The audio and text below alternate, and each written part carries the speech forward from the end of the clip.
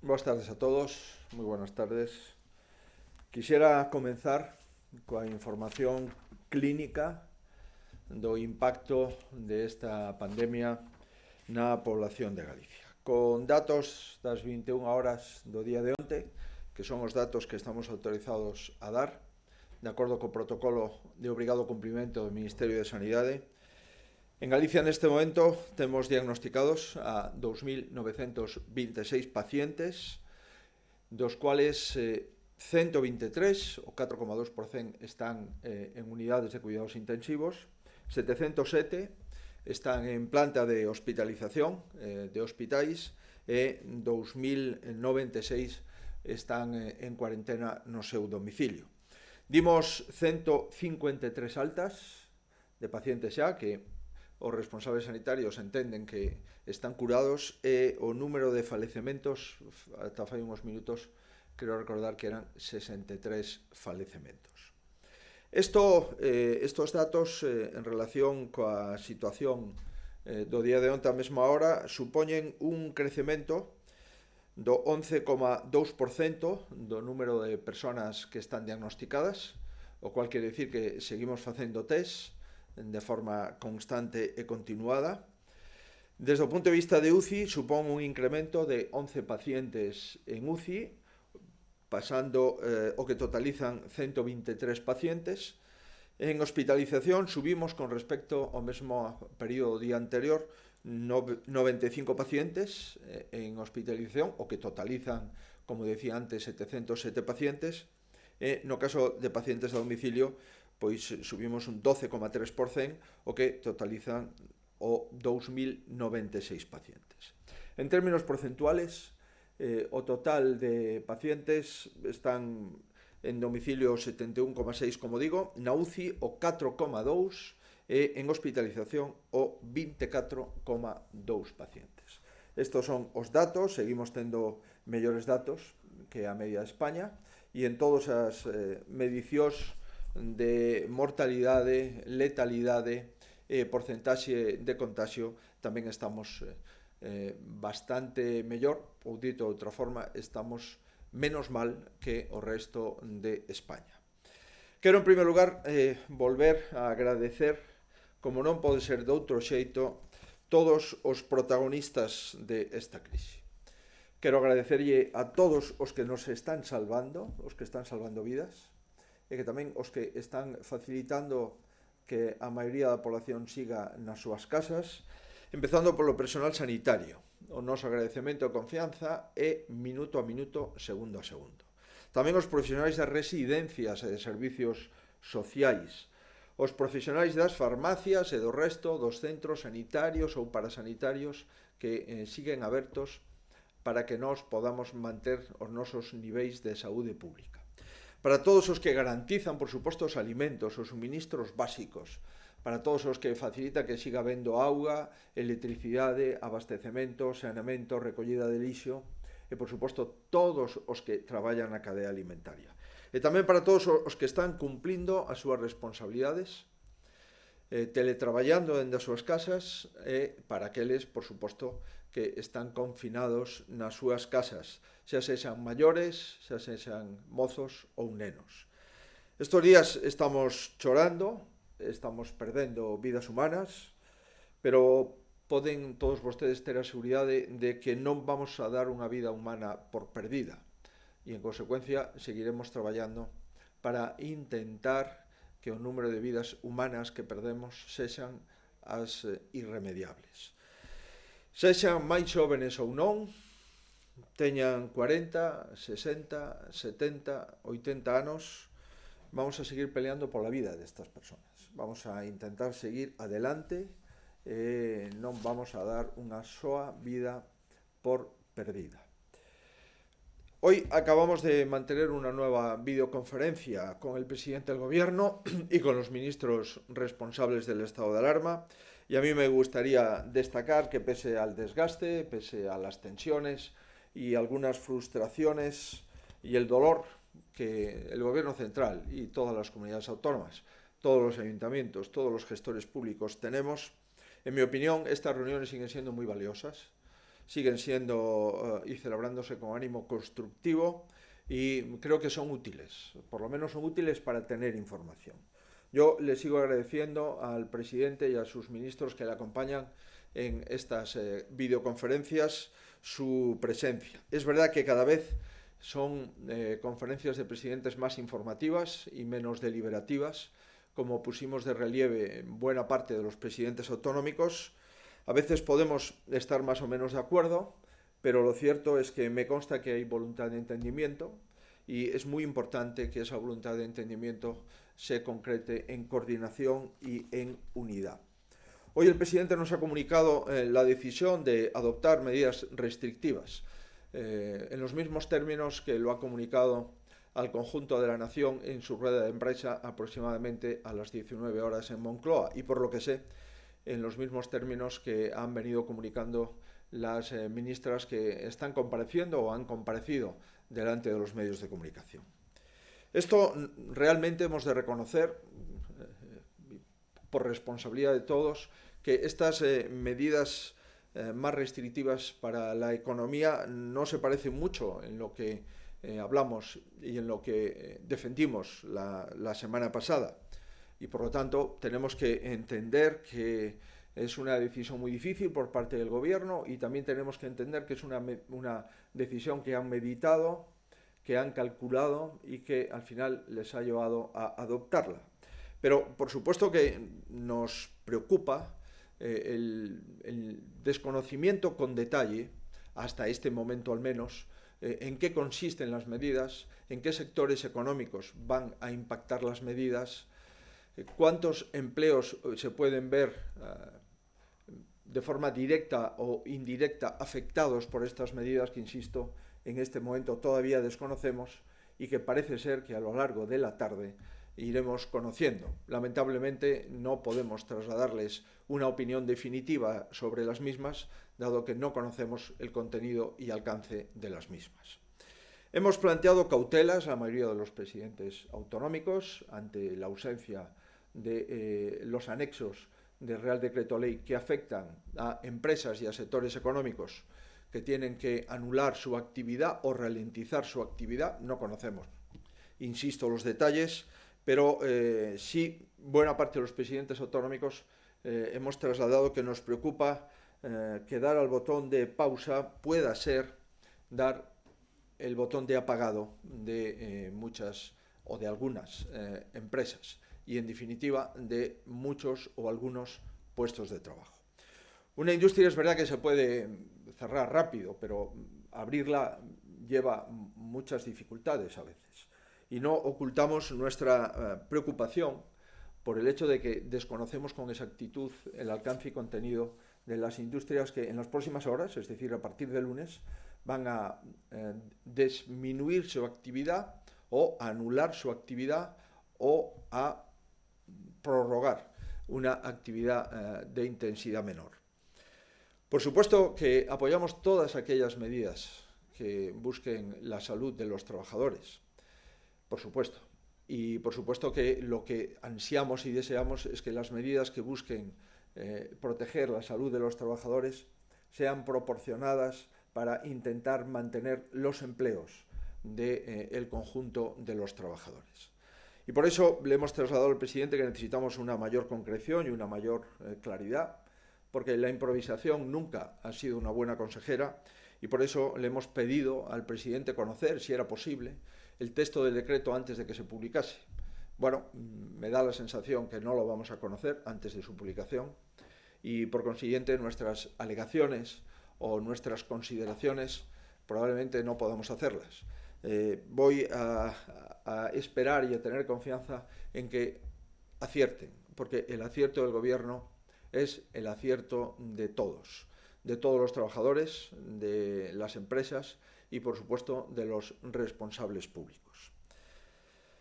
Como decía, le hemos trasladado al gobierno, y yo concretamente le he trasladado al gobierno, que no sería bueno ir al cierre abrupto de sectores económicos, sino, si es imprescindible, sí a un cierre ordenado. Por lo tanto, estoy esperanzado en que los que están redactando ese Real Decreto tengan en cuenta que, si es imprescindible, hagamos los cierres o las disminuciones de actividad de forma ordenada y huyamos de los cierres o disminuciones de actividad de forma abrupta. También hemos querido, en segundo lugar, lanzar un apoyo mayoritario, yo creo que sin fisuras, sin puntualizaciones, a los que Galicia lo ha dicho desde el primer instante. Nosotros queremos apoyar a nuestro gobierno ante los foros europeos. El presidente del gobierno nos ha dicho que en los próximos 10 días el Eurogrupo establecerá una serie de medidas. Esperemos que las propuestas españolas fructifiquen en el Eurogrupo. Esperemos y deseamos que los sacrificios que se pidan al conjunto de los ciudadanos y al conjunto de las naciones sea proporcionado a la ayuda y a la solidaridad de las medidas que adopte el Eurogrupo, y a tal efecto el Gobierno central tiene nuestro apoyo y nuestra perseverancia. Nosotros creemos que en una Unión Europea solidaria entre naciones, del mismo modo que creemos en la España solidaria de comunidades autónomas, y por lo tanto, si lo hacemos bien los europeos, los españoles también saldremos beneficiados. Por el contrario, si como Unión Europea lo hacemos mal, el conjunto de los europeos y por lo tanto también los españoles saldremos perjudicados. Quiero también decirles que, ante el revés que supuso la compra de más de 640.000 test defectuosos, la posición de Galicia es trasladarle ánimo al Gobierno para que siga insistiendo en la compra de material sanitario. Es verdad que ha sido un jarro de agua fría esa información, pero también es verdad, y hay que reconocer, que en este momento estar comprando en China o estar comprando cuando las principales potencias del mundo están en las mismas fábricas intentando formalizar pedidos y embarcarlos en sus aviones y volar hacia sus países y de ahí distribuirlo para sus hospitales, hay una enorme tensión en la compra y a veces se producen errores como este. En cuarto lugar, viene siendo habitual, al menos yo creo que es necesario, le hemos pedido al Gobierno la curva epidemiológica que, de acuerdo con los criterios del Instituto Carlos III, de la Dirección General de Salud Pública, de la Escuela Nacional de Salud, qué curva epidemiológica tienen prevista para las comunidades autónomas. El Gobierno central tiene la información, el Gobierno central, de todo, y por consiguiente sería bueno, sería muy útil para las comunidades autónomas conocer cuál es la previsión del Gobierno de España de cuál va a ser el pico de hospitalización y de UCI que vamos a tener las comunidades autónomas para poder ordenar y para poder organizarnos con mayor éxito. Es evidente que Galicia tiene sus estudios de profesores de distintas facultades, también estudios del Servicio Galego de Salud, pero volvemos a insistir en la necesidad de conocer cuál es, con la experiencia acumulada de las comunidades autónomas, cuál es la propuesta del Gobierno de todos. Le he vuelto a solicitar al Gobierno sensibilidad con el material sanitario. Es evidente que necesitamos ese material sanitario. Ha sido otra vez unánime de todos los presidentes autonómicos. Necesitamos conocer no solo lo que el Gobierno nos dice que ha comprado, sino cuándo llega ese material a España. Y también le he pedido un calendario de entregas de material, un calendario aproximado al menos, de las entregas de material a las comunidades autónomas para que podamos también ir organizándonos y ir manteniendo los depósitos y los stops de las áreas de salud y de las residencias de tercera edad. Respecto das previsións da curva epidemiolóxica, todos estamos, como digo, tratando de acertar. Non é o mesmo que o impacto maioritario de hospitalización e UCI se produza na segunda semana de abril que na cuarta semana de abril. E, en consecuencia, reitero que é moi importante coñecer cales son os datos. Insisto no da previsión de material. Nos alegra de que o presidente onte estuvera informando do material que ten apalabrado ou contratado ou prepagado, pero o importante é cando chega ese material e cando vai a chegar a cada comunidade autónoma. A Xunta leva suministrando a 251 concellos de Galicia 22.000 mascarillas, 10.000 traxes e 300.000 luvas. Co que vamos a entregar mañá, a Xunta estará entregando a 251 concellos galegos, mañá probablemente podamos entregar a máis, un total de 122.000 mascarillas, 25.000 traxes e 350.000 luvas, guantes. Por lo tanto, este material é todo da Xunta de Galicia. E este material o estamos destinando aos concellos en detrimento dos servizos sanitarios e dos servizos sociais, porque entendemos que os concellos tamén teñen servizos importantes, como o servicio de axuda ao fogar, servizos de protección civil que necesitan material. Quero trasladar que nós vamos a seguir comprando material, é a nosa obriga. E a nosa obriga porque non podemos esperar a ter un material centralizado polo Ministerio porque, como a maioría dos presidentes sinalaban, isto sería absolutamente insuficiente. Quero trasladar que hoxe Galicia recibiu unha nova partida de material que compramos pola nosa conta e que ascende a algo máis de 700.000 mascarillas. 500.000 mascarillas compradas polo Servicio Galego de Saúde, 100.000 mascarillas xa donadas pola compañía Inditex e outras 100.000 mascarillas donadas tamén por outra compañía de Contract no Concello de Culleredo, concretamente Caamaño. Por suposto que agradecemos estas doazós, no caso de Inditex siguen doando outro tipo de material, e outro tipo de material moi sofisticado e moi caro, e por suposto que agradecemos todas estas doazós. Neste momento, hoxe, con 700.000 mascarillas xa na plataforma logística do Sergas, que se están distribuindo en tempo real as áreas sanitarias, e dende as áreas sanitarias se distribuirá aos centros sociais, nos encontramos un pouco máis protegidos. Queremos seguir facendo test masivos. Isto foi constante e continuo entre todos os presidentes autonómicos. Necesitamos facer máis test masivos para diagnosticar. Se diagnosticamos a alguén co coronavirus, necesariamente eso non é unha mala noticia epidemiolóxica, ao contrario. O que é que sabemos cales son os infectados para protexer a estos infectados e protexer os contactos de estos infectados e que o virus non siga contaxiándose de forma rápida entre pacientes que non están diagnosticados e, por conseguinte, que non coñecen se padecen ou non padecen o virus. Pero volvemos outra vez a facer un chamamento, e é que con independencia de que podamos facer todos os test que nos gustaría, dado que tampouco recibimos test, é moi difícil conseguilos por parte dun servicio de saúde, digo, con independencia de eso, se hai síntomas, se hai febre, se hai disnea, é dicir, insuficiencia respiratoria, se hai tos, se hai, en definitiva, síntomas, con independencia de ter o test que o confirma, lamentablemente, con esos síntomas, lamentablemente, moi probablemente, ese test de positivo. E, por lo tanto, dende esos síntomas hai que aillarse para protexer a saúde de cada un e, sobre todo, a saúde das persoas que nos rodean. Por iso, solicitamos ao Goberno, insisto, cantos test, en que plazo podemos recibilo, cantos respiradores e en que plazo podemos recibilo, como as dúas partes de material máis importantes. Quero informar coa transparencia que exixe sempre a intervención de calquer interlocutor público, e moito máis nestes momentos, que de momento en Galicia levamos recibidos por parte do Goberno Central 220.890 mascarillas, 33.205 batas, 352.000 guantes, 13.400 pantallas e 1.776 desinfectantes. Isto, para darnos unha idea, O total de número de mascarillas chega aproximadamente a 4 días de consumo do Servicio Galego de Saúde.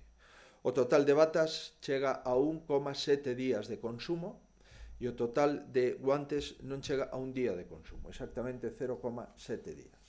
Por tanto, eu agradezo este material, o vamos a seguir agradecendo. Estou convencido que nos próximos días virá máis material do Goberno Central, pero do mesmo xeito que había compañeiros de comunidades autónomas que decían que non tiñan recibido material ou prácticamente ningún material, nós si temos unha plataforma logística que certifica todo o material que entra, e o material que entrou a data de agora en Galicia provinte do Goberno Central é o que acabo de referir. Insisto, non vamos a deixar de comprar, de adquirir, tampouco vamos a deixar de pedirlle ao Goberno que siga intentando comprar e adquirir. Quero facer unha mención ao labor que está a levar unha empresa galega multinacional, Inditex. É unha colaboración altruista e indispensable.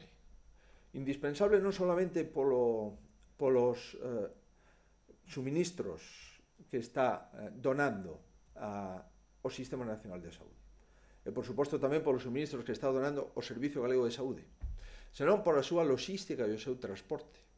E é que, sin os avións de Inditex, a maioría do material que entrou en España estaría todavía nos aeroportos de China. E, sin os avións de Inditex, estas 700.000 mascarillas que recibimos no día de hoxe non serían posible. E quero agradecelo dunha forma moi especial, porque é de recibo, porque é xusto, porque é honesto, e porque é unha empresa galega global que está dando unha mostra mundial do que é un compromiso coa solidaridade de un pobo, un compromiso con España e un compromiso, no meu caso, con Galicia. Nun momento no que é tan difícil acceder a mercados internacionais. Galicia e España teñen a sorte de ter a experiencia de compra, a experiencia logística, a experiencia de transporte de esta multinacional galega. E a súa contribución está sendo fundamental. Non me imagino a distribución de material en España sin esta compañía. E tampouco me imagino a distribución de material en Galicia sin a compañía Inditex. Isto é de recibo e eu me sinto moi satisfeito poder decilo a todos, porque hai unha empresa galega que está sendo clave en toda esta crise sanitaria. Por suposto, tamén as empresas que nos están donando. Refería a empresa Camaño, pero hai outras empresas que nos chaman e teñen compromisos importantes de doazón. Cando cheguen esos materiais, os faremos públicos. Por criterios de prudencia, non vamos a nomear máis empresas que aquelas que son capaces de poñer material en Galicia. Elas están adiantando dinheiro e están comprando, pero mentras chega a Galicia, por criterios de prudencia, vamos a mantelo, sin explicitación externa. E por último, a residencia sigue sendo o foco, xunto coas urxencias, hospitalización e UCI, de maior preocupación en Galicia. 22.000 personas maiores, os nosos avós, os nosos pais, moitos están en residencia. E temos que seguir cuidando a esos maiores e a esos avós. Estamos tratando de illar o máximo, de garantir o illamento nas residencias. Non hai lugar no que sexa imposible que poida haber contagios. Nos estamos contagiando en outros lugares, canto máis nas residencias de terceira idade, donde as patoloxías asociadas, as patologías de base, donde as persoas de 80, 78, 85, 90, 95 anos están vivindo. Algúnas persoas de máis de 100 anos están nas residencias da terceira idade e, polo tanto, para nós son prioridade número 1. Crecerán os contagios nas residencias, o vimos dicindo nos últimos tempos, nos últimos días. Todavía estamos no 1% de afectación de usuarios, de persoas que residen que en régimen de internamento nas residencias. Estamos no 1% de contagio, pero estou convencido que, lamentablemente, a pesar de todo o que están facendo as autoridades sanitarias e os propios traballadores das residencias, isto non vai a ser fácil, isto non vai a disminuir. Por último, quixera, para finalizar, decirlles e vamos a seguir traballando con determinación, que non nos vamos a dar por vencidos, que estamos provisionando material, que estas 700.000 mascarillas que chegaron onte e que hoxe xa están repartíndose é solamente un anticipo do material que o Servicio Galego de Saúde compra, e necesitamos, eso sí, avións e unha enorme influencia nos aeroportos chineses para embarcar e para conseguir slot, e iso ten moito que ver coa empresa a que facía referencia. E todo isto é o que quixen trasladarlles no día de hoxe, tamén o que trasladei ao presidente do goberno, con máximo ánimo de unidade, de coordinación e de entendemento, intentando representar o tecido productivo de Galicia, intentando representar a saúde dos traballadores, intentando representar tamén os seus postos de traballo. E hoxe, se me permiten, para rematar definitivamente, me gustaría dirixirme aos máis novos en Galicia, os rapaces, as rapazas que están confinados xa fai 15 días e ainda lles queda como mínimo outros 15 días. Como presidente da Xunta, en nome de todos os maiores, en nome dos vosos pais ou das vosas nais, dos vosos avós, e tamén en nome dos profesores, dos vosos profesores, gustaríame decirvos que nos sentimos orgullosos do que estades a facer. Probablemente a primeira vez na vida que estades nunha situación como esta. Vos podo asegurar que para a inmensa maioría dos maiores tamén é a primeira vez na nosa vida que estamos nunha situación tan extraordinaria como esta. Sei que botades de menos a escola, o instituto, os vosos amigos, o voso deporte, o sei perfectamente. E tamén me consta que estades axudando na casa, axudando os vosos pais e as vosas nais e os vosos irmáns. E sei tamén que os que tedes avós e avoas vos gustaría estar con eles e darlle unha aperta. Eles tamén lle gustaría estar con vos, pero para protexer a saúde desos maiores e para protexer tamén a saúde dos vosos pais, das vosas nais, dos vosos irmáns e irmáns, é necesario facelo así. Pronto estou convencido que volveredes a unirvos cos vosos avós, cos vosos maiores, tamén, por suposto, cos vosos amigos, cos vosos compañeiros. Estades facendo moito polos vosos maiores estando na casa.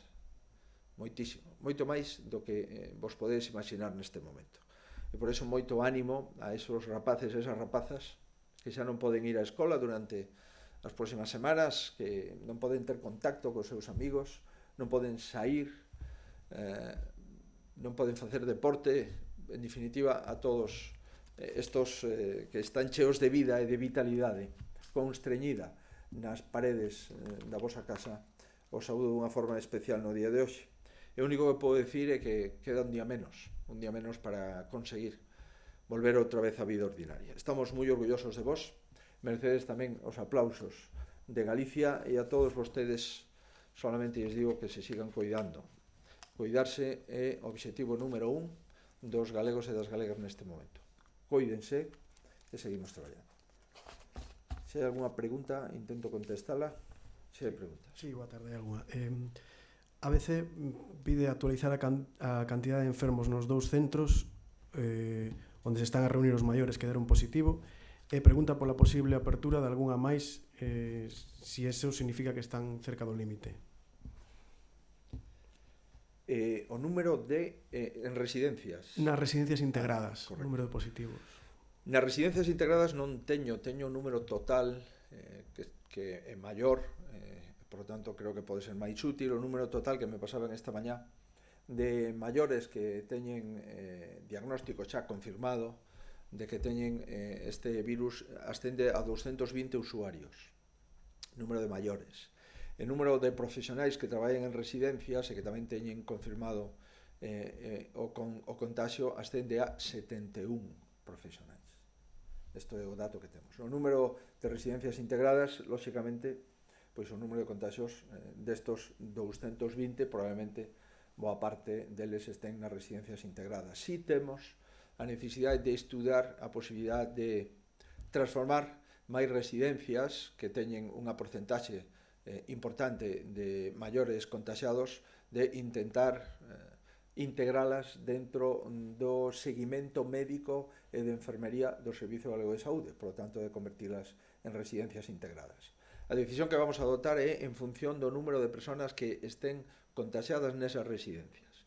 Se atopamos residencias con contaxios importantes, pois son as candidatas prioritarias para esa residencia integrada. Ese é o criterio do protocolo publicado no Boletín Oficial do Estado polo Ministerio de Sanidade e tamén que coincide, lóxicamente, como pode ser de outro xeito, co protocolo ampliado que fixo o Comité Clínico do Servicio Galego de Saúde e de Servicios Sociais a semana pasada. Vamos a seguir esos criterios e esos protocolos. Europa Press, nos últimos días falábase de que na Coruña se podería montar un hospital de campaña. En que punto se atopa esta medida? Estenderase a outros puntos como Vigo? E se indican os datos que se podería chegar a tal punto de saturación nos hospitais? Onte tuvemos distintos contactos cos xerentes dos hospitais, concretamente en Santiago e en Coruña, ante a eventualidade de ter previsto incrementar os aforos do hospital fora dos recintos hospitalarios públicos e privados. Ese risco existe. Maioritariamente temos máis necesidade de buscar elementos extraordinarios en Coruña e en Santiago, e o estamos analizando en Ferrol. No caso de Lugo, o Hospital de Lugo ten moita capacidade, é un hospital novo. No caso de Vigo tamén ten moita capacidade. O Hospital Álvaro Cunqueiro é un hospital novo. Ademais temos o Hospital Meixoeiro e temos todo o sector privado de hospitales e clínicas. No caso de Ourense temos o Hospital Piñor, que o teríamos que rapidamente adecuar a hospital de apoio, pero no caso da Coruña de Santiago estamos estudando este asunto. E dimos, en primer lugar, opción aos xerentes que nos fan a proposta que consideren oportuna. Mañá vamos a reunir o Comité Clínico do Servicio Galego de Saúde e mañá probablemente teñamos a decisión tomada. En que lugar, no seu caso, deberíamos de ter previsto un hospital extramuros dos recintos hospitalarios públicos e privados, o que se denomina hospital de campaña, en Santiago e na Coruña. Supoño que o martes podemos informar puntualmente de cal é a decisión que temos previsto adoptar no seu caso.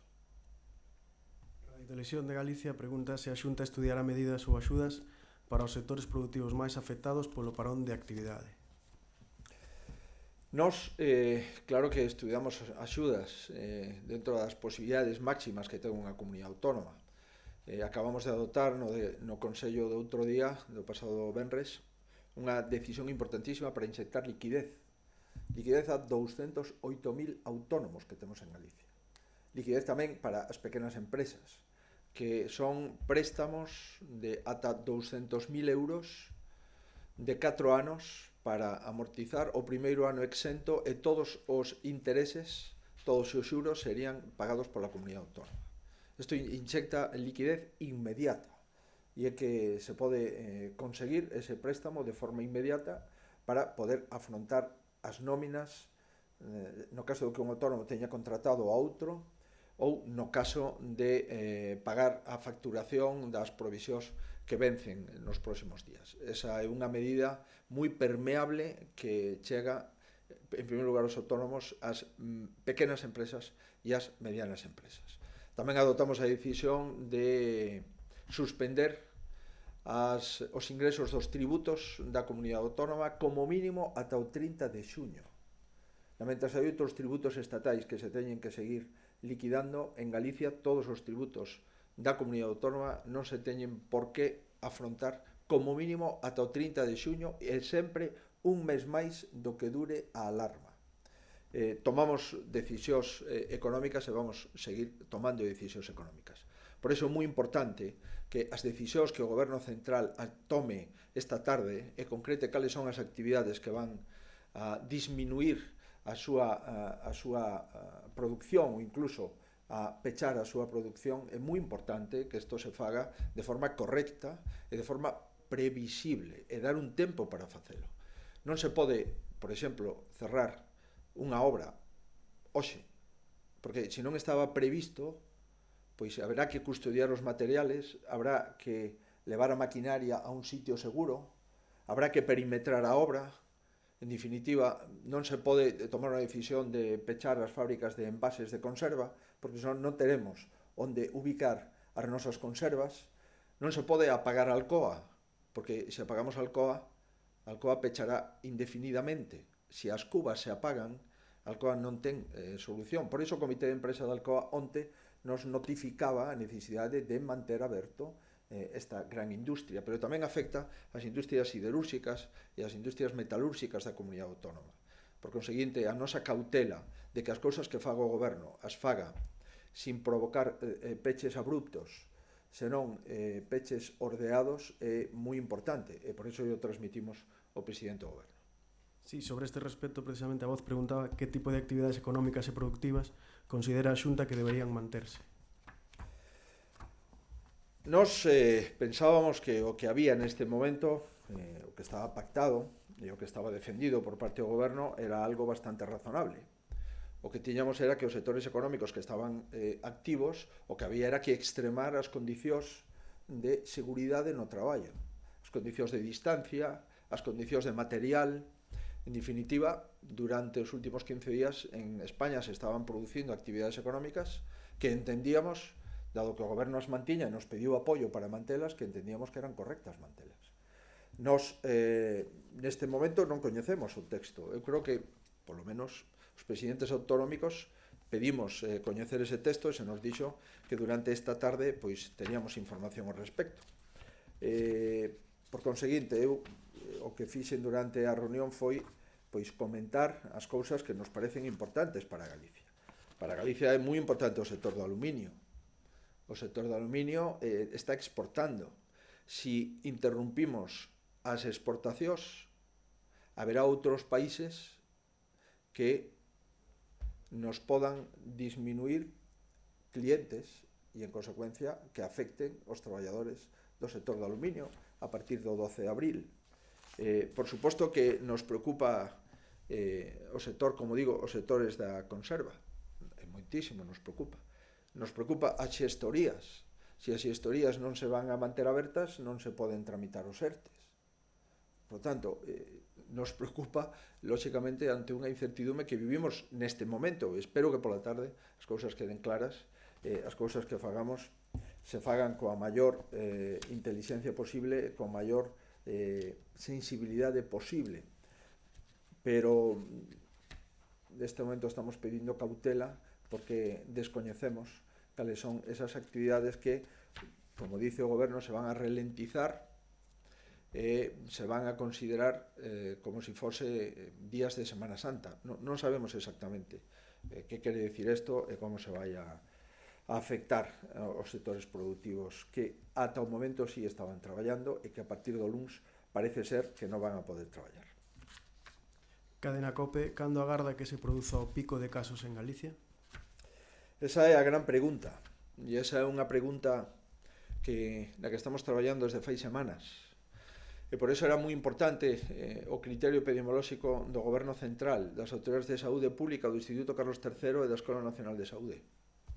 Nós estamos traballando con distintos escenarios, temos 3 escenarios distintos, e a próxima semana vamos a intentar concretar o escenario que nos parece máis fiable.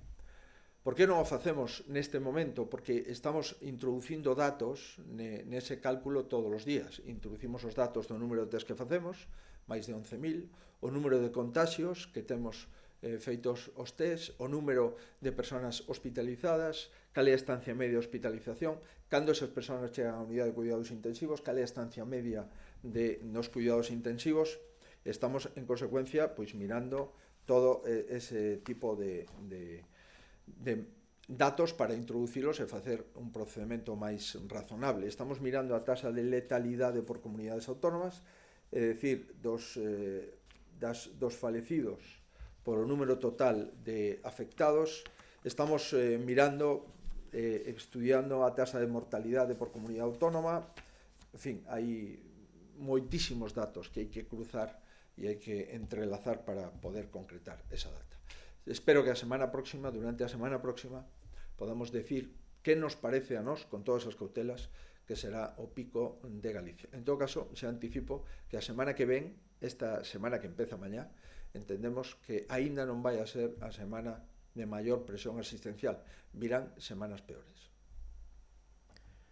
Si cadena ser di que o alcalde de Vigo lamenta que ninguén do goberno galego se puxese en contacto con el para coordinar a resposta á pandemia.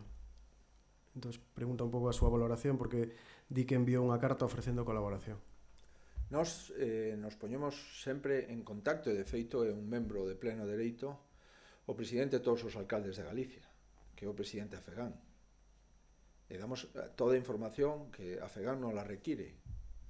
Non hai ningunha ocultación de información que a Federación Galega de Municipios e Provincias nos require, porque é membro nato do Centro de Operacións da Pandemia, que é o CECOP. E agradezo, por suposto, que o alcalde de Vigo, me consta, moitísimos alcaldes que nos están mandando, moitos alcaldes me están mandando persoalmente ánimo para seguir nesta tarefa.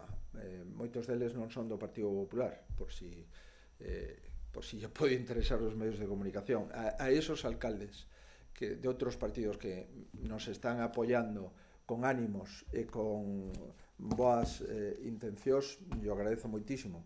E se o alcalde de Vigo colabora con nós, pois yo agradezo, por suposto, como o resto dos alcaldes, pero insisto, nos remitimos a través da Federación Galega de Municipios e Provincias con todos os alcaldes galegos, porque é o presidente o que o representa. Sí, última, el diario.es pregunta que recursos da sanidade privada está empregando a Xunta nas áreas de A Coruña e Santiago. Seguro que yo poden detallar. Eu non teño aquí o número de camas que estamos utilizando e o número de UCIs, pero sí estamos utilizando camas e UCIs no conxunto de Galicia. Nós o que intentamos facer é levar os pacientes ao sitio que máis protegidos poden estar. E en función da dimensión do hospital privado, en función do número de UCIs que ten e dos seus componentes e do seu equipamento, en función tamén da súa carteira de servizos, se é un hospital médico, se é un hospital quirúrxico, pois tomamos decisións para desviar ese tipo de pacientes. Con que obxectivo? Co obxectivo de que o paciente este o mellor atendido posible. Se hai un hospital privado que ten unha versión moi quirúrxica, porque ten moitos quirófanos e ten moitos servizos de cirurxía, pero poucos de medicina interna, pois lóxicamente é o hospital o último que vamos a mandar aos pacientes. Por o contrario, se hai hospitais máis de media estancia, de larga estancia, que teñen máis camas de medicina interna, pois aí os pacientes agora, que son pacientes con complexidades respiratorias, son donde mellor se poden atender, sempre cando teñan camas suficientes de UCI, porque boa parte dos pacientes hospitalizados, lamentablemente ao cabo dunhos días, son requeridos dende a UCI. Por conseguinte, quero dicirlle que os hospitais privados están a disposición do Servicio Galego de Saúde, e se tiveramos algunha información de que algún hospital non quere recepcionar algún paciente, ou tuveramos algunha información de que algún hospital non está sendo leal co Servicio de Saúde, por suposto que actuaríamos coa inspección sanitaria. Moi ben, pois moitísimas gracias e boas tardes a todos.